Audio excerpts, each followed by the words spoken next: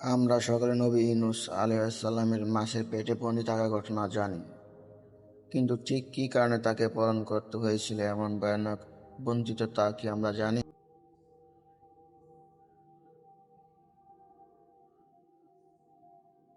নবী ইউনূস আলাইহিস সালামকে আল্লাহ সুবহানাহু ওয়া তাআলা মুসলের একটা জনপদ নবী হিসেবে প্রেরণ করেছিলেন। জনপদের লোকদেরকে তিনি আল্লাহর একত্ববাদ গ্রহণ করতে এবং যাবতীয় শিরক থেকে বেঁচে থাকার আহ্বান জানান। কিন্তু মুসলের এই জনপদের অধিবাসীরা কর্ণপাত করে না ইউনূস আলাইহিস সালামের আহ্বানে। তারা তাদের পূর্বেকার রীতিনীতি এবং শিরকার কুফর বিভোর থাকে। এভাবে বহু বছর ধরে তাওহীদের বার্তা বিলাতে থাকেন নবী ইউনূস আলাইহিস সালাম, কিন্তু কোনো পরিবর্তনই তিনি জনপদের লোকদের মাঝে দেখতে পান না। একটা সময় জনপদের লোকেদের উপর ভীষণ অসন্তুষ্ট হয়ে পড়েন।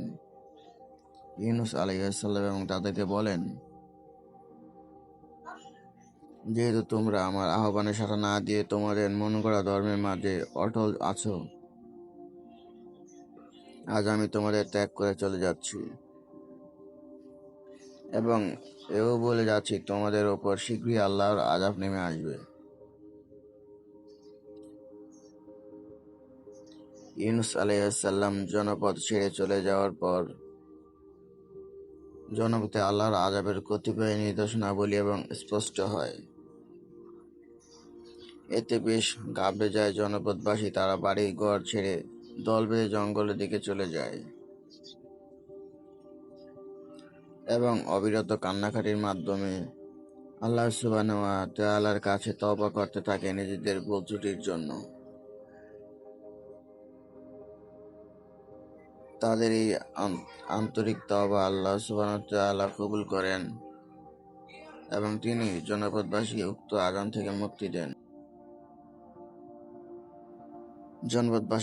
আযাব থেকে মুক্তি দেন। এদিকে ইউনূস আলাইহিস সালামের ধারণা ছিল যে আল্লাহর আযাব আসবেই আসবে এবং জনপদবাসী এতে ধ্বংস হয়ে যাবে। আল্লাহর আযাব আসবেই আসবে। কিন্তু যখন শুনতে পেলেন আল্লাহর আযাব আসেনি, তখন তিনি বেশ চিন্তায় পড়ে গেলেন। ভাবলেন, যদি আমি তাদের মাঝে ফিরে যাই, নিঘাত তারা আমাকে মিথ্যাবাদী সাব্যস্ত করবে। তাফসীরেও আছে, ইউনূস আলাইহিস সালামের জনপদে একটি রীতি প্রচলিত ছিল যে তাদের মাঝে কেউ যদি মিথ্যাবাদী সাব্যস্ত হয় তাহলে তাকে হত্যা করে ফেলতে হবে। আল্লাহর আযাব না আসতে ইউনূস আলাইহিস সালাম ভাবলেন, ফিরে গেলে তার প্রাণ নাশেরও আশঙ্কা আছে বৈকি। এমন ভাবনা থেকে তিনি মুসলে অর্থাৎ নিজের জনপদে ফিরে না গিয়ে অন্যত্র হিজরত করা শুরু করলেন। পথিমধ্যে একটা নদী পড়ল। অনেকের সাথে তিনি একটা নৌকায় উঠে বসে পড়লেন নদী পার হওয়ার জন্য। তাদের নিয়ে নৌকা যখন মাছ দরিয়ে পৌঁছালো, তখন কোনো এক কারণে নৌকা আটকে গিয়ে ডুবে যাওয়ার উপক্রম হয়। ডুবে যাওয়া থেকে নৌকা বাঁচাতে হলে কি করতে হবে?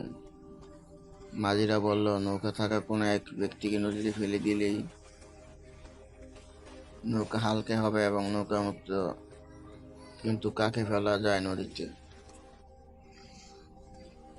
একটা লটারি করা হলো এবং সেখানে উঠে এলো নবী ইউনূস আলাইহিস সালামের নাম। নিজের নাম উঠে আসায় নবী ইউনূস আলাইহিস সালাম নিচ থেকে দরিয়ে ঝাঁপিয়ে পড়লেন। তখন আল্লাহ সুবহানাহু ওয়া তাআলার নির্দেশে এক বৃহৎ আকৃতির মাছ এসে গলাতঙ্ক করে ফেলল তাকে। এর পরের ঘটনা তো আমরা সকলেই জানি। আলাইহিস সালাম আল্লাহর দরবারে আকুল ফরিয়াদ ক্ষমা প্রার্থনা করেন এবং সেই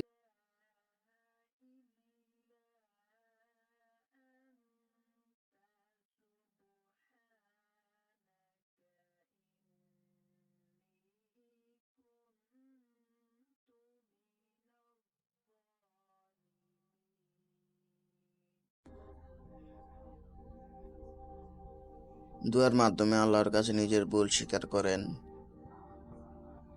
আল্লাহ সুবহানাহু ওয়া তাআলার কাছে তার ফরিয়াদ পছন্দ হয় এবং তিনি নবী ইউনূস আলাইহিস সালামের মাছের পেটের ভেতর থেকে উদ্ধার করেন। এই পুরো ঘটনাটি কেন ঘটেছে বলতে পারেন? কারণ আল্লাহর আদেশ ব্যতীত ইউনূস আলাইহিস সালাম তার সম্প্রদায়কে ছেড়ে অন্যত্র চলে যাচ্ছিলেন। আল্লাহর আদেশের জন্য তিনি অপেক্ষা করেননি, কিন্তু তার এই কাজ পছন্দ করেনি আরশের অধিপতি, তিনি নাখোশ হয়েছেন। আল্লাহর সিদ্ধান্তের বাইরে গেলে, আল্লাহর আদেশের অপেক্ষা না করে নিজের মর্জি মোতাবেক চলতে গেলে কি ভীষণ বিপদের মুখোমুখি হতে হয় তার একটা নমুনা তিনি ইউনূস আলাইহিস সালামকে দেখিয়েছেন। দরিয়ার গভীর অন্ধকার তলায় মাছের পেটের ভেতরে গাঢ় ঘন অন্ধকার ইউনূস আলাইহিস সালামকে সাময়িক সময়ের জন্য রেখে মহান রব এই বার্তা দিলেন যে আল্লাহর সিদ্ধান্তের জন্য অপেক্ষা করাই কল্যাণের। কেউ যদি তার সিদ্ধান্তের বাইরে চলতে চায়, কেউ যদি তার আদেশকে অগ্রাহ্য করতে চায়, সে সেদিকে মুখ ফিরুক না কেন, তার সেই পথ হবে বিপর্যস্ত।